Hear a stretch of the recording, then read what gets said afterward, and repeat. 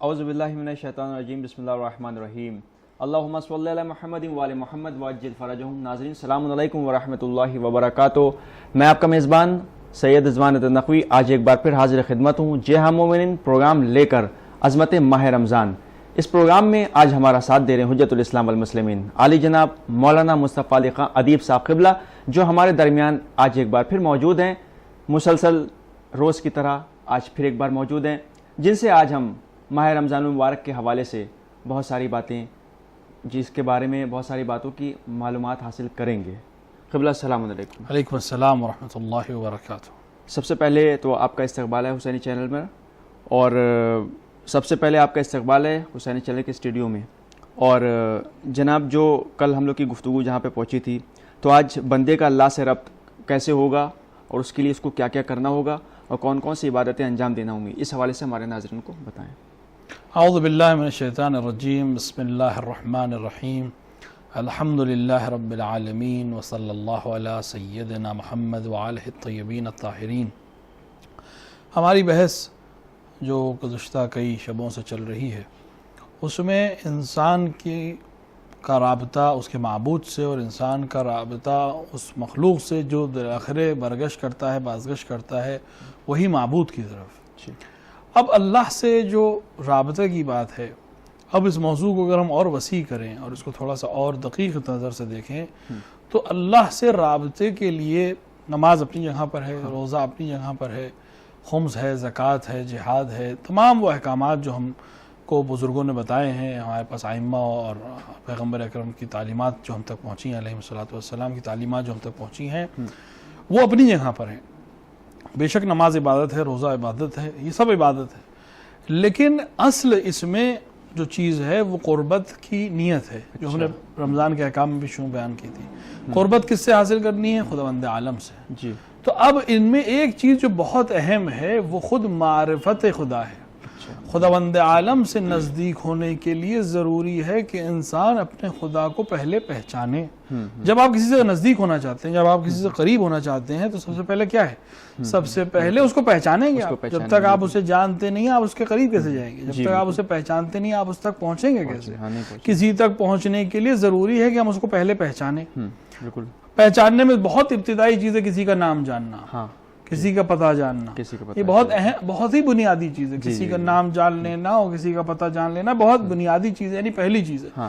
لیکن اس تک پہنچنا، اس کو پہچاننا، اس کی معرفت واقعی حاصل کرنا، بہت سے ایسا ہوتا ہے ہمیں کہ اس انسان کا نام معلوم ہوتا ہے، جی، ہم اس کا گھر بھی جانتے ہو، لیکن ہم اس کو جانتے نہیں۔ ہوتا ہے، بہت دفعہ ایسا ہوتا ہے کہ آپ انسان ایک محلے میں رہنے کی وجہ سے بہت سے ایسے چہرے ہیں جن سے ہم آشنا ہیں، یہ کہ ہمارے اسی محلے میں یہ رہنے والے ہیں، لیکن کسی بھی وجہ سے ہم نہ اس کا نام جانتے ہیں، نہ اس کا شغل جانتے ہیں، نہ اس کا پیشہ جانتے ہیں، نہ اس کے بارے میں جانتے ہیں۔ تو کسی کو ممکن ہے شکل سے پہچانتے ہوں، نام نہ جانتے ہوں۔ کسی کا نام جانتے ہیں، شکل سے پہچانتے ہیں، لیکن اس کے بارے میں معرفت ہمیں نہیں ہے، بس اتنا جانتے ہیں کہ یہ صاحب کا یہ نام ہے، یہاں فلاں جگہ رہتے ہیں۔ لیکن معرفت جس کو ہم صحیح معنوں میں کہتے ہیں، معرفت یہ ہے، وہ ہے کہ اللہ کو بعنوان ما ہوا اللہ پہچاننا، اور یہ بہت اہم ہے عبادت کے لیے۔ یعنی ہم جو بحث کر رہے ہیں، گفتگو کر رہے ہیں کہ اللہ سے بندہ کیسے نزدیک ہو، تو ان میں پہلی سٹیپ اور پہلا جو کام ہے اور جس کے اوپر انسان کو توجہ کرنی چاہیے، وہ ہے خود معرفت خداوند عالم، کہ خدا کو ہم پہچانیں۔ خدا کو پہچانیں کس طرح؟ اچھا، اس کے اندر بھی بہت سی بحثیں ہیں۔ اب اس کے اندر جو بہت بیسک چیزیں ہیں جو ہمارے بزرگوں نے اور ہمارے علماء نے جن کو اصول دین میں رکھا، پہلے دن سے بچے کو جو چیزیں یاد کرائی جاتی ہیں وہ اصول دین ہیں، اصول دین 5 ہیں۔ تو یہ اصول دین جو بچپن سے بچے کو بتائے جا رہے ہیں، ہم بزرگ ہو جاتے ہیں، لیکن ہم پلٹ کے کبھی اس کی طرف جاتے نہیں، اکثر نہیں جاتے ہیں۔ اگر ہم جائیں، وہ بچپنے میں جو چیزیں ہم نے پڑھی تھیں کہ اصول دین 5 ہیں، اول توحید، دوسرے عدل، تیسرے نبوت، چوتھے امامت اور 5ویں قیامت، ہم باقاعدہ ان میں اب ریسرچ کریں، کیونکہ دیکھیے اصول دین پھر تمام رسالے عملیہ اگر آپ اٹھا لیجئے تو اس میں کیا لکھا ہے کہ اصول دین میں تقلید نہیں ہے، تقلید صرف فروع دین میں ہے، یعنی وہ احکامات جو آپ کو انجام دینے ہیں وہ ایک فقیہ کے فتوے کے مطابق آپ عمل کریے تاکہ آپ کو آسانی۔ اگر آپ خود مجتہد ہیں تو بات ہی ختم ہو جاتی ہے، مجتہد نہیں ہے تو کسی فقیہ کے بتائے ہوئے فتوے پہ آپ عمل کریے۔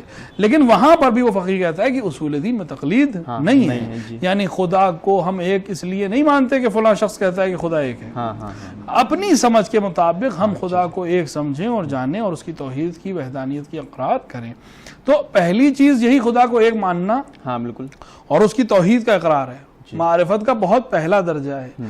تو اس کے اوپر انسان توجہ کرنا شروع کرے, تب اس کی نماز, تب اس کا روزہ, تب اس کا حج ایک دوسرے مقام پر پہنچ جائیں گے. اچھا ایک دفعہ آپ ایک کام انجام دے رہے ہیں کیونکہ بزرگوں نے بتایا ہے, ہاں وہ اسی طرح آپ نے اللہ کی معرفت بہت ادنا حاصل کی ہے اور آپ اس طرح سے عمل انجام دے رہے ہیں. ایک دفعہ نہیں, آپ باقاعدہ خدا کو بعنوان خالق کائنات اور خداوند حقیقی اب اس کو سمجھ کر درک کر کے معرفت کے ساتھ, پھر نماز کی لذت بھی دوسری ہے, ہاں بالکل, پھر روزے کی لذت بھی الگ ہو جائے گی, پھر حج کے اندر پھر اس کے جتنی زیادہ کسی شے کی جو شناخت ہوتی جائے گی اتنا اس کے سلسلے میں آپ کے کام کرنے کے سلسلے میں, جستجو کرنے کے سلسلے میں بھی آپ کی کوشش بڑھتی جائے گی. تو اس میں پہلی چیز جو ہم کوشش کریں گے کہ انشاءاللہ ان جلسات میں بیان کریں کہ یہی اصول دین جو ہمیں بچپن سے سکھائے گئے, ان میں توحید کے صحیح مفہوم کیا ہے, توحید کسے کہتے ہیں, توحید کس طرح کی توحید ہے, عدل کیا ہے, عدل کس سے مراد کیا ہے, خداوند عالم کے ذات میں جب ہم عدل کی بحث کرتے ہیں تو اس سے مراد کیا ہے,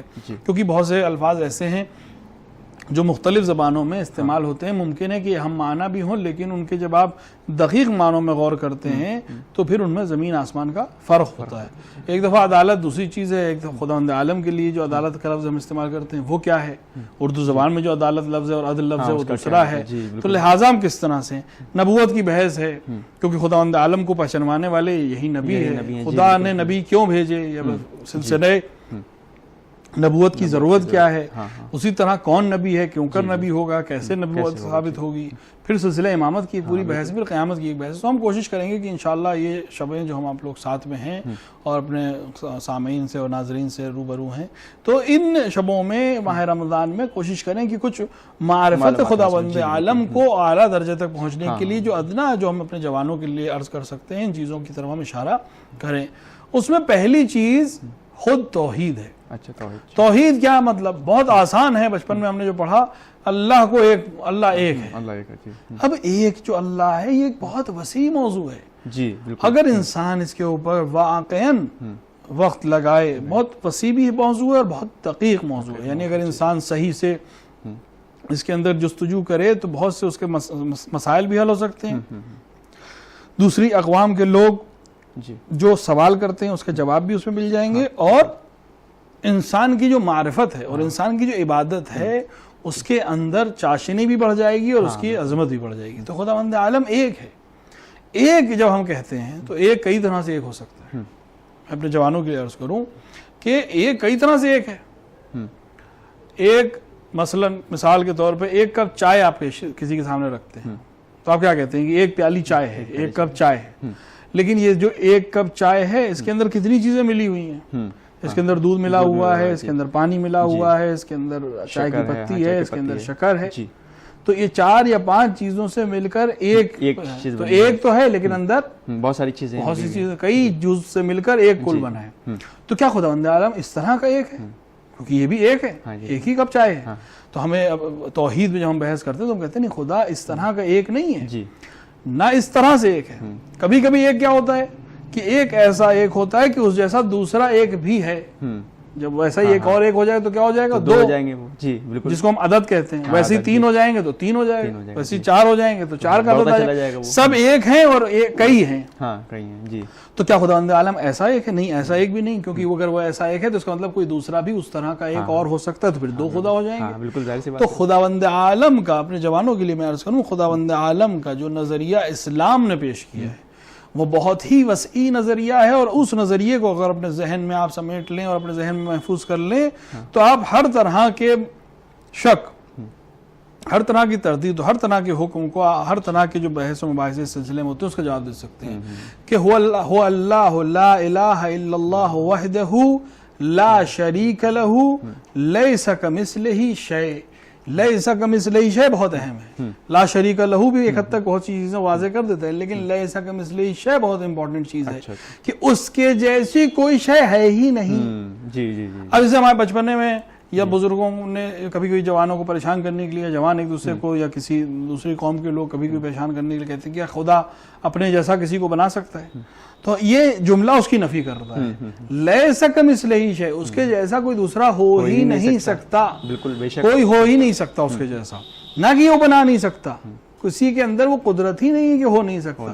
تو ایک انشاءاللہ ہم جب قدرت خدا کی بحث میں آئیں گے تو اس کی بحث کریں گے انشاءاللہ. تو ابھی تو ہم توحید کی بحث کر رہے ہیں. تو خداوند عالم ایک ہے، نہ اس طرح کا ایک ہے کہ جو کئی چیزوں سے مل کر ایک ہو، نہ ایک ایسا ایک ہے کہ جس کے جیسا دوسرا ایک ہو. جیسے عدد میں ہوتا ہے کہ ایک اور ایک دو ہوتے ہیں، پھر دو اور ایک تین ہوتے ہیں، اس طرح تو کئی ایک ہوتے ہیں جو مل کر کئی عدد بن جاتے ہیں. بس خدا ایسا ایک ہے، نہ وہ کسی سے مل کے بنا ہے، نہ اس کے جیسا کوئی دوسرا ہے، اور وہ نہ عدد میں آ سکتا ہے، وہ نہ کسی کے جز میں بڑھ سکتا ہے. کیوں جز نہیں ہو سکتے خدا کے؟ ایک سوال کر سکتا ہے کوئی انسان کہ خدا کے جز کیوں نہیں ہو سکتے؟ جز اس لیے نہیں ہو سکتے کہ جب کوئی چیز کسی چیز سے مل کر بنتی ہے تو اس کے اجزاء ہیں، کئی جز مل کر ایک کل کو بنا رہے ہیں. جب کوئی چیز کسی اجزاء سے مل کے بنتی ہے تو اس کا مطلب یہ ہے کہ اس کے اپنے اندر کمال نہیں ہے، کئی چیزیں مل کر اس کو بنا رہی. تو اگر ایک بھی ہٹ جائے تو یہ کامل نہیں ہے، تو پھر یہ کمال پر نہیں ہے. اور خداوند عالم ایسا ہو نہیں سکتا کہ اس کے اندر نقص ہو. جب آپ ایک جز کم کر دیں گے تو اس کل میں نقص پیدا ہوگا. چائے میں شکر ہٹا دی آپ نے، چائے پھیکی ہو گئی. چائے میں دودھ کم کر دیا یا ہٹا دیا، چائے بے مزہ ہو گئی. چائے میں پتی ہی نہیں ہے تو وہ چائے ہی نہیں ہے. تو یہ تمام چیزیں جو جز سے مل کر بنتی ہیں، اجزاء سے مل کر بنتی ہیں، ان میں سے کوئی ایک کا کم ہونا اس کے اندر نقص وارد کر دیتا ہے. تو وہ خدا اگر اجزاء سے مل کر بنا ہوتا تو اس کا مطلب یہ کہ کل تک جب یہ اجزاء الگ الگ تھے تو کوئی خدا نہیں تھا. کل جب یہ دوبارہ یہ اجزاء اگر ایک دوسرے سے الگ ہو، کیونکہ اگر کوئی اجزاء مل کے بنے ہیں تو الگ بھی ہو سکتے ہیں، اگر الگ ہوں تو پھر یہ خدا نہیں رہے گا، تو پھر یہ نقص ہو جائے گا. تو نقص جس کے اندر جس شے میں آ جائے پھر وہ کمال نہیں ہو سکتا. اور خداوند عالم ایسا نہیں ہو سکتا کہ اس کے اندر کمال نہ ہو. وہ عدم میں کمال ہے، اصل کمال وہی ہے. تو خداوند عالم کی پہلی چیز جو معرفت خداوند عالم کے لیے ضروری ہے وہ اس کی توحید کو پہچاننا ہے. تو ہم یہاں پر اپنے جوانوں کے لیے واضح کر رہے ہیں کہ خداوند عالم جو ایک ہے وہ ایسا ایک ہے کہ اس کے جیسا کوئی دوسرا ایک نہیں ہے، اور نہ وہ اجزاء سے مل کر بنا ہے. یہ تو ہو گئی توحید ذات. توحید کے اندر کئی بحثیں ہیں. توحید ذات کی بحث ہے. ایک آتی ہے توحید افعال کی بحث، یعنی خداوند عالم اپنے افعال میں کسی کا محتاج نہیں ہے، اپنے کام انجام دینے میں کسی کا محتاج نہیں ہے. اسی طرح ایک بحث ہے توحید صفات کی. یہ وہ بحث ہے کہ جس کے اندر ہمارا اپنے اہل سنت علماء سے اور مسلک سے تھوڑا سا اختلاف ہے، جہاں کے اندر امامیہ اور معتزلہ کا تھوڑا الگ نظریہ ہے اور دوسرے اشاعرہ کا الگ نظریہ ہے. لیکن بہرحال ہم یہاں کے اوپر اس نظریے کو پیش کر رہے ہیں جو مذہب حقہ و مذہب امامیہ کا نظریہ ہے کہ خداوند عالم جو توحید ذات کی ہم بحث کرتے ہیں. دیکھیں بچپن میں ہم لوگ جب پڑھتے ہیں تو اس میں ایک چیز پڑھائی جاتی ہے ہم لوگ کو کہ خداوند عالم کی صفات زائد بر ذات نہیں ہے. زائد بر ذات نہیں ہے، یہ ہم لوگ کو بہت بچپن میں پڑھایا جاتا ہے. تمام بچے جنہوں نے تھوڑی سی بھی مکتب کی کتابیں پڑھی ہوں گی اپنی، ان کو یہ چیز پڑھائی جاتی ہے. لیکن ہم کبھی پلٹ کر بزرگ ہو کر یہ سوال پوچھتے نہیں کہ زائد بر ذات کا مطلب کیا ہے. تو خداوند عالم کی صفات زائد بر ذات نہیں ہیں. اور توحید صفاتی کیا چیز ہے یہ میں تھوڑا سا مختصر عرض کر دوں اپنے جوانوں کے لیے کہ دیکھیں خداوند عالم ایک ہے اور اس کے جیسا کوئی دوسرا نہیں ہے، نہ ہی وہ کسی سے مل کر بنا ہے. اب جب مل کر نہیں بنا تو اس کے اندر صفات کچھ پائی جاتی ہیں. بالکل بے شک. تو ہم جب کہتے ہیں کہ خداوند عالم کی صفات زائد بر ذات نہیں ہے تو کیا مطلب؟ دیکھیں زائد بر ذات کا کیا مطلب ہے؟ ایک دفعہ ایک ذات ہوتی ہے اور ایک صفت ہوتی ہے. صفت الگ ہے، ذات الگ ہے. ہم جب پیدا ہوتے ہیں تو ہم کچھ نہیں جانتے. خداوند عالم کیا کہہ رہا ہے؟ تمہارے بطون تمہارے ماؤں کے پیٹ سے اس طرح سے خارج کیا گیا کہ تم کچھ نہیں جانتے. تم ضعیف تھے، تمہیں کچھ نہیں معلوم تھا. تو ہم ضعیف ہیں اور ہم جاہل ہیں، کچھ نہیں معلوم ہے ہمیں. اب ہماری ذات الگ ہے، علم الگ ہے، قدرت الگ ہے، سب چیزیں الگ ہیں. پھر کیا ہوا؟ ہم نے پڑھنا سیکھا، ایک چیز جڑی ہے تو ہمارے اندر ایک چیز اضافہ، ایک صفت آئی، ہم عالم ہوئے. تو عالم ہم بعد میں ہوئے، پہلے ہماری ذات الگ تھی، علم کی صفت ہمارے اوپر آئی. یہ زائد بر ذات ہے. اسی لیے کیا ہوتا ہے اگر ہماری ذاتی ہوتی تو ہم کبھی جاہل نہ ہوتے اور ہم کبھی کسی چیز کو فراموش نہ کرتے. دیکھیے ذاتی ہونے کا مطلب یہی ہوتا ہے کہ پھر وہ چیز اس سے جدا نہیں ہو سکتی. تو خدا ہمارے پاس جو علم ہے یہ ہمارا ذاتی نہیں ہے، کسبی ہے، کسی دوسرے سے ہم نے لیا ہے، سیکھا ہے، اور یہ ہمارا چونکہ ذاتی نہیں ہے تو ہم سے الگ بھی ہو سکتا ہے، اسی لیے ہوتا ہے جب انسان تھوڑا سا عمر ڈلتی ہے یا کسی ایکسیڈنٹ کے سبب میں بہت سا علم اس کے پاس سے چلا جاتا ہے، یادداشت اس کے پاس سے چلی جاتی ہے، چیزیں بھول جاتا ہے. آپ نے ہائی اسکول میں جو چیزیں پڑھی تھیں اب آپ کے ذہن میں نہیں ہوں گی، جو بچپن میں 7 اور 3rd میں پڑھی ہوں گی آپ کے ذہن میں نہیں ہے. معلومات ہو سکتی ہے لیکن عین ہی وہ چیز نہیں، کیونکہ وہ ذات میں آپ کے نہیں، الگ سے ایز اٹ از نہیں، بالکل نہیں ہوا. کیوں؟ کیونکہ وہ آپ کی ذات میں نہیں ہے، الگ سے آپ نے کسب کیا ہے. تو جب آ رہی ہے تو آپ عالم ہیں، جا بھی سکتی ہے، یہ چالا بھی ہے. تو یہ ہے زائد بر ذات ہونا. تو کیا خداوند عالم جب عالم ہے تو کل وہ مثلا نعوذ باللہ علم نہیں رکھتا تھا، اب اس کے پاس علم ہوا ہے؟ نہیں، ایسا نہیں ہے. خداوند عالم جب سے ہے تب سے وہ عالم ہے، بے شک، جب سے ہے تب سے وہ حی ہے، جب سے ہے تب سے وہ کریم ہے، جب سے ہے تب سے وہ تمام وہ صفات جو خداوند عالم کے لیے بیان کیے گئے وہ سب کے سب اس کے بعد اس کی ذات میں ہے. اب یہاں پہ بہت سے لوگ یہ اشکال کرتے ہیں کہ بھئی صفت الگ چیز ہوتی ہے، ذات الگ چیز ہوتی ہے، کہ کیسے ممکن ہے کہ آپ کو ایک شخص کوئی ذات ہو اور اس کے صفت بھی ویسے ہی ہو شروع سے. تو ایک سادہ سی مثال میں آپ کے خدمت میں عرض کروں. دیکھیں، ایک گلاس آپ پانی لیں اور اس کے اندر نمک ملا کر اس کو گھول دیں. جب آپ پانی پئیں گے تو کیا کہیں گے؟ یہ پانی کیا ہے؟ نمکین ہے. تو پانی کی صفت کیا ہو گئی؟ نمک آ گیا اس کے اندر، نمکینیت آ گئی اس کے اندر. تو یہ نمکینیت اس کے اوپر زائد ہوئی ہے، اس کے اپنی صفت نہیں تھی، باہر سے آ گئی اس لیے ہو گئی. ٹھیک ہے، اب آپ خالی نمک لیجئے، صرف نمک کو آپ چکھیے، کیا مزہ ہے اس کے اندر؟ نمکین ہے. یہ کب سے یہ کیسے نمکین ہوا؟ یہ کیسے نمکین ہوا؟ آپ کہیں گے کہ جب سے نمک ہے تب سے نمکین ہے. تو ایسا نہیں کہ پہلے ایک پاؤڈر خلق ہوا اور پھر اس کے اندر نمکینیت آئی ہے، نہیں، یہ نمک ہے تو نمکین ہے. اگر نمکین نہیں تو پھر یہ نمک ہی نہیں ہے. جی، شکر ہے تو جب سے شکر ہے تب سے میٹھی ہے، اگر میٹھی نہیں ہے تو پھر یہ شکر ہی نہیں ہے. تو نمک کو جس طرح نمکینیت کہیں کسب کرنے کی ضرورت نہیں ہے، کسی سے لینے کی ضرورت نہیں. شربت کو ہے شکر کی ضرورت، پانی کو ہے نمک کی ضرورت، غذا کو ہے نمک کی ضرورت، کیونکہ اس کے ذات میں نہیں. لیکن نمک کی جو نمکینیت ہے وہ اس کی ذات میں ہے، اس کو کسی سے کسب کرنے کی ضرورت نہیں ہے. جب سے خدا نے اس کو نمک خلق کیا وہ نمکین ہی ہے. تو وہ خدا جب سے وجود میں ہے، جب سے ہے وہ حی ہے اور قیوم ہے، ہمیشہ تھا اور ہمیشہ رہے گا.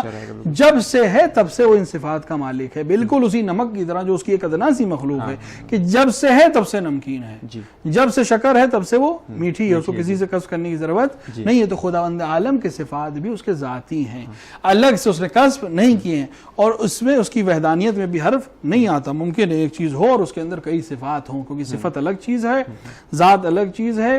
ایک ذات کئی صفات کی حامل ہو سکتی ہے اور اس میں ذات کے اندر تعدد کی بھی مسئلہ نہیں آئے گا. بہت سے ہمارے جو دیگر مسلک کے افراد ہیں جن کے اندر تعدد آ گیا، یا ایک لمبی بحث ہے، اس میں ہم اس وقت نہیں جائیں گے.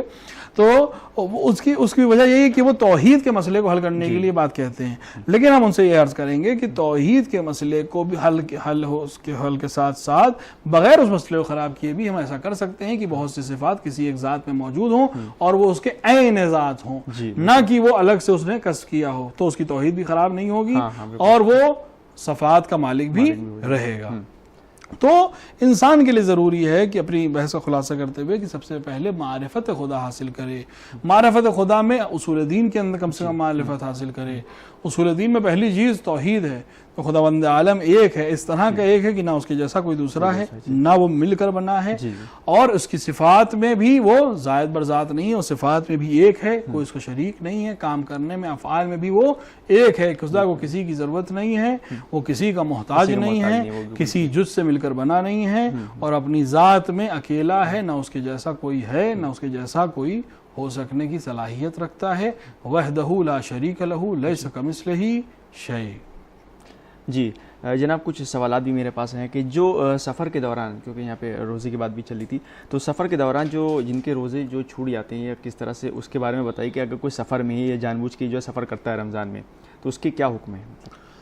دیکھیں، مسافر کے روزے کے بہت سے احکامات ہیں. چونکہ آپ نے کلی سوال کیا، ہم چاہیں گے کہ جز کر کے اس کا جواب دے دیں. دیکھیں، ایک مسئلہ ہے کہ مسافر کا روزہ، ہر وہ انسان جو اپنے وطن میں ہے یا ایسی جگہ ہے جہاں اس کا قصد ہو کہ وہ 10 دن یا اس سے زیادہ رکے گا، اس کو وہاں روزہ رکھنا ہے. اب ایک انسان پر سفر درپیش ہوتا ہے، یہ رمضان میں سفر جو اس کو درپیش ہوا ہے، کیا کاروبار کے سلسلے سے ہو، چاہے شخصی سفر ہو، ذاتی سفر ہو، چاہے کسی وجہ سے ہو، جیسے ہی وہ مسافر ہوا اب اس کے اوپر روزہ نہیں ہے، کیونکہ قرآن نے حکم دیا کہ جو مریض ہے یا روزے دار جو سب مسافر ہے اس کے اوپر روزہ نہیں ہے، تو اب وہ روزہ نہیں رکھ سکتا، چاہ کر بھی روزہ نہیں رکھ سکتا، کیونکہ روزہ دیکھیے ایسا نہیں ہے کہ میرا جی چاہ رہا روزہ رکھنے کے لیے میں روزہ رکھوں گا، خدا کے حکم پر روزہ رکھنا ہے۔ تو اگر خدا حکم دے رہا ہے کہ جب سفر میں ہو تو روزہ نہیں رکھنا ہے تو سمعنا وطاعنا، ہم تیری اطاعت کرتے ہیں، تیروں حکم دیا اس لیے روزہ رکھ رہے ہیں، تو نے حکم دیا اس لیے افطار کر رہے ہیں، تو اب حکم یہ ہے کہ تم چونکہ مسافر ہو لہذا تم پر روزہ نہیں ہے، تو اب اس پہ روزہ نہیں ہے۔ اب مسافر میں کچھ مسائل اور آتے ہیں۔ ایک دفعہ یہ ہوتا ہے کہ انسان سفر کرتا ہے، اس کا شغل ہی سفر ہے، اس کا کاروبار ہی سفر ہے، مثلا وہ ڈرائیور ہے، گاڑی چلاتا ہے، ایک شہر سے دوسرے شہر، دوسرے شہر سے تیسرے شہر، یہ اس کا شغل ہے۔ ایسے آدمی کے لیے روزے کا حکم الگ ہے بنسبتاً اس آدمی کی جس کا شغل سفر نہیں ہے، وہ کسی ایک خاص کام کی وجہ سے اس بار گیا ورنہ ہمیشہ تو سفر کرتا نہیں۔ تو دیکھیے ایک دفعہ ایک شخص ہے جو کثیر السفر ہے، کیا مطلب کثیر السفر ہے؟ یعنی مسلسل سفر پہ رہتا ہے، کبھی چاہے کاروبار کے سلسلے سے ہو چاہے کسی وجہ سے بھی ہو۔ بہت سے اسٹوڈنٹ ایسے ہمارے ہوتے ہیں جو مثلا ایک شہر میں رہتے ہیں دوسرے شہر میں پڑھتے ہیں، ایسے بہت سے بچے ہیں کہ مثلا وہ سیٹرڈے سنڈے اپنے گھر واپس آ جاتے ہیں اور باقی 5 دن بورڈنگ کے لیے چلے جاتے ہیں، تو یہ مسلسل سفر میں ہیں، ایک شہر جانا ایک شہر سے واپس اپنے وطن آ جانا۔ یا ڈرائیور ہے یا کسی کمپنی میں ایسی نوکری میں ہے کہ جہاں مسلسل اس کو انسپیکشنز کے لیے بھیجا جاتا ہو، بہرحال اس کا سفر مسلسل ہو، تو ایسے انسان کے وہ کثیر السفر کہا جاتا ہے، اور اس کے لیے نہ نماز قصر ہوگی اور نہ روزہ قصر ہوگا، یعنی اس کو روزہ سفر کی حالت میں بھی رکھنا ہے کیونکہ وہ مسلسل سفر کرتا ہے۔ لیکن ایک ایسا انسان جو عام انسان ہے، یعنی اپنے گھر میں رہتا ہے، اس کا کاروبار اس طرح کا نہیں ہے کہ اس کو سفر کرنا پڑے، وہ مثلا اس طرح کی نوکری میں نہیں ہے کہ اس کو سفر کرنا پڑے، وہ اپنے گھر میں رہتا ہے، بہت زیادہ سفر بھی نہیں کرتا، لیکن کوئی سفر درپیش ہو گیا، اچانک کہیں سے ملنے جانا پڑ گیا، کوئی کام آ گیا، کوئی سرکاری کام آ گیا، کوئی شخصی کام آ گیا، کوئی بھی وجہ سے اس کو سفر کرنا پڑا، ایسے انسان پر روزہ قصر ہے۔ قصر کا مطلب یہ ہے کہ وہ جب سفر شروع کر دے گا اور اپنے شہر سے اتنی دور نکل جائے کہ نہ اس کو شہر کی اذانیں سنائی دے، نہ دیواریں نظر آئیں، جس کو حد ترخص کہتے ہیں۔ اس کا آسان طریقہ یہ ہے کہ اپنے شہر سے اتنا لمبا سفر کا اختیار کرے کہ کم سے کم آنا جانا 44 کلومیٹر سے زیادہ کا ہو۔ جب وہ اس حد سے نکل جائے تو پھر وہ روزہ افطار کر لے گا، اس کی نماز بھی قصر ہو جائے گی، یہاں تک کہ وہ ایک ایسی جگہ پہنچ جائے جہاں اس کو 10 دن یا اس سے زیادہ رکنا ہو یا پھر اس کا وطن ہو، تو ایسے انسان کے لیے روزہ اور نماز قصر ہو جائے گی۔ کچھ لوگ ایسے ہیں جن کی نماز جو سفر میں تو ہوتے ہیں لیکن پھر بھی ان کی نماز اور روزہ قصر نہیں ہوتا، وہ نہ ان کا شغل سفر ہے پھر بھی ان کی نماز اور روزہ قصر، مثلا معصیت کا سفر کوئی انسان اگر کرے، یعنی معصیت خداوند عالم کے حکم کے برخلاف کوئی سفر کرے، جو سفر لہو و لعب کے لیے سفر کرے، تو ایسا تفریح کے لیے، تو ایسے انسان کے اوپر جو سفر ہے وہ اس کے حکم سفر سے مستثنا نہیں ہے، اس کے لیے نماز کا حکم بھی وہی ہے اور روزے کا حکم بھی وہی ہے۔ اب ایک چیز اور آتی ہے کہ رمضان میں کوئی انسان سفر کرے یا نہ کرے، تو علماء ہمارے یہ کہتے ہیں جس کا شغل سفر ہے تو اس کا تو کوئی مسئلہ ہی نہیں، کیونکہ اس کی نماز بھی کوئی فرق نہیں پڑ رہا ہے، نہ روزے میں کوئی فرق پڑ رہا ہے، لیکن جس آدمی کا شغل نہیں ہے اور وہ سفر کر رہا ہے، ایک دفعہ ہوتا ہے کہ اس سفر کو وہ ملتوی کر سکتا ہے، اس سفر کو ٹال سکتا ہے، تو بہتر علماء نے کہا کہ سفر کو ٹال دے اور روزہ کی رکھے، لیکن بہرحال منع سفر کرنا نہیں ہے، وہ اپنا جس طرح سے اللہ نے حکم دیا ہے اپنا روزہ بھی رکھے، جب اس کو حکم ہو جائے کہ سفر کرے تو روزے کو چھوڑ دے، بعد کے ایام میں اس کی قضا بچا لائے۔ اب ایک انسان سفر صرف اس لیے کر رہا ہے کہ اس کو روزہ چھوڑنا ہے، معصیت نہیں کرنا چاہتا، وہ یعنی گھر پہ رہ کر روزہ نہ رکھے یہ نہیں کرنا چاہتا، وہ چاہ رہا ہے کہ روزے سے بھی بچ جاؤں اور سفر بھی ہو جائے، اور کیا نام ہے کہ روزہ بھی نہ رکھنا پڑے اور معصیت خداوندی بھی نہ ہو۔ گرمی بہت ہے، مثلا روزہ رکھنا چھوڑنا چاہتا ہے یا کسی وجہ سے روزہ چھوڑنا چاہتا ہے، کوئی اور عذر اس کے پاس نہیں ہے، وہ سفر اس لیے کرتا ہے کہ مسافر پہ روزہ نہیں ہے، اس لیے سفر کر رہا ہے، تو ایسے سفر کو علماء نے کہا کہ سفر اس کا مکروہ ہے، بہرحال اس کا روزہ اس کے اوپر سے ساقط ہو جائے گا اور بعد میں اس کی قضا کرنی پڑے گی۔ اب جو لوگ جنہوں نے سفر کیا ان لوگوں کے اوپر روزے کی قضا واجب ہے، کوئی کفارہ نہیں ہے، جب بھی وہ سفر سے لوٹ کر آئے رمضان کے بعد جو بھی روزے اس کے سفر کی وجہ سے چھوٹے ہیں ان کی قضا اگلے سال تک انجام دے دے، اگر اگلے سال تک قضا انجام نہیں دی تو تاخیر قضا کا کفارہ بھی دینا پڑے گا اور قضا تو رکھنی ہی ہے اس کو کہ جو روزے اس کے چھوٹے تھے سفر کی وجہ سے۔ اچھا جناب، بس کیونکہ ٹائم بہت کم، تقریباً 6 منٹ رہ گئے ہوں گے، تو شب 10 کے جو اعمال ہیں کچھ اس حوالے سے بھی بتائیے ہمارے ناظرین کو کہ کس طرح سے آج سے تیاری کی جائے شب 10 کے جو اعمال ہے اس کی، اور جو بھی کچھ عبادتیں ہیں وہ بھی بتائیے۔ بے شک شب 10 آنے کا مطلب یہ ہے کہ رمضان ایک تہائی ختم ہو گیا، تو انسان سب سے پہلے تو اس کی طرف متوجہ ہو کہ ایک تہائی رمضان نکل گیا، کیا میں نے اس سے کچھ پایا یا میرے اندر کوئی تبدیلی نہیں آئی۔ بے شک نماز پڑھنا بہت اچھی چیز ہے، زیادہ سے زیادہ نمازیں پڑھیں، دعائیں پڑھیں، جو دعائیں وارد ہوئیں ان کو پڑھیں، لیکن اس کی طرف بھی متوجہ رہے کہ اگر شخصیت کو نہیں سنوار رہا ہے، اگر اپنے آپ کو نہیں سنوار رہا ہے، تو پھر نماز اور روزہ صرف دکھانے کا ہے، اس کے اندر کوئی اثر نہیں آ رہا ہے۔ بہرحال شیخ امی نے اپنی کتاب میں مفاتیح میں اور دیگر دعاؤں کی کتابوں میں شب 10 کے حوالے سے نمازیں ذکر کی ہیں، خاص نمازیں بھی ہیں۔ 4 رکعت نماز کو شیخ نے نقل کیا ہے خاص سوروں کے ساتھ، جو لوگ خواہش مند ہو جا کے مفاتیح میں شیخ کی دیکھ سکتے ہیں۔ اسی طرح دن کے روز 10ویں کے دن کی دعا مخصوص موجود ہے۔ ساتھ ہی ساتھ ایک بار ہم پھر تاکید کریں گے کہ دعائے افتتاح کو رات میں پڑھنا، دعائے ابو حمزہ سمالی کو سحر کے وقت جب بھی موقع ملے ضرور پڑھیں۔ اگر پوری نہیں پڑھ سکتے ہیں تو جتنا موقع فراہم ہو اور جتنی سکت ہو اتنا ضرور پڑھیں اور ان کے مفاہیم سے آشنا ہوں، اور کوشش کریں کہ ماہ رمضان کو عبادت میں اور ان چیزوں میں ہی صرف کریں تاکہ خداوند عالم سے توفیقات حاصل کرنے کی بار بار گزارش کرے، اور زیادہ سے زیادہ توفیق حاصل کرنے کے بعد اسی کی بارگاہ میں اور مراتب اعلیٰ کو حاصل کر سکے۔ اچھا، آخری میں یہ جو رمضان ہے اس کی فضیلت کے بارے میں ایک بار پھر سے ہمارے مومنین کے لیے آپ دہرا دیجئے کہ جو اس کی کیا کیا فضیلتیں ہیں، مطلب 5 منٹ میرے پاس اس وقت موجود ہیں۔ رمضان کے فضائل بے شک بہت زیادہ ہیں، اور جتنا بھی ان کو بیان کیا جائے، اصل رمضان کی فضیلتیں جو اہل بیت علیہ الصلوۃ والسلام سے اور رسول اکرم صلی اللہ علیہ وسلم سے ہم تک پہنچی ہیں کہ رمضان خدا کی مہمانی کا مہینہ ہے۔ رمضان اللہ کے گھر یا اللہ کے حضور اپنے آپ کو پیش کرنے کا مہینہ ہے۔ اس کی مہمان جب بن کے جا رہے ہیں تو کوشش کریں کہ پھر واقعاً صحیح مہمان اور اچھے مہمان کی طرح اس کے سامنے پیش آئیں۔ تو ایک تو یہ عظمت اس کی ہے کہ ہم خداوند عالم کے مہمان ہیں۔ دوسری عظمت یہ ہے کہ یہ مہینہ ہے جس کے اندر خداوند عالم نے اپنے صحف کو، اپنی کتابوں کو نازل کیا ہے۔ قرآن مجید اسی مہینے میں نازل ہوا ہے، توریت اسی مہینے میں نازل ہوئی، انجیل اسی مہینے میں نازل ہوئی، زبور اسی مہینے میں نازل ہوئی۔ تو اس عنوان سے اس کی بہت زیادہ فضیلت ہے کہ اس کے اندر کتاب ہدایت ایک کے بعد ایک نازل ہوئی۔ سب سے اہم کتاب خود قرآن مجید، اور قرآن مجید نے بھی اس کا احترام رمضان کا اپنے ہاں سمویا کہ جہاں کسی شہر کا نام نہیں ہے وہاں ماہ مبارک کا نام و نامی باقاعدہ قرآن مجید میں ذکر ہوا ہے۔ اسی طرح امام حسن علیہ السلام سے روایت ہے کہ آپ نے فرمایا کہ جو انسان ماہ رمضان میں مسلسل روزے رکھتا ہے وہ اپنے آپ کو جہنم کی آگ سے محفوظ کر لیتا ہے۔ یا گرمیوں کے روزے کے حوالے سے رسول اکرم نے فرمایا کہ گرمیوں کے روزے جہاد ہیں، یعنی جس طرح ایک مجاہد فی سبیل اللہ جنگ کرتا ہے اور جہاد کرتا ہے اور اپنے آپ کو تپش پہ ڈالتا ہے اور جنگ کرتا ہے اور محنت کرتا ہے، اسی طرح گرمی میں جو انسان روزے رکھتا ہے اور حکم خداوندی سے امساک کرتا ہے وہ گویا اس مجاہد کی طرح ہے جو راہ خدا میں تلوار چلاتا ہے۔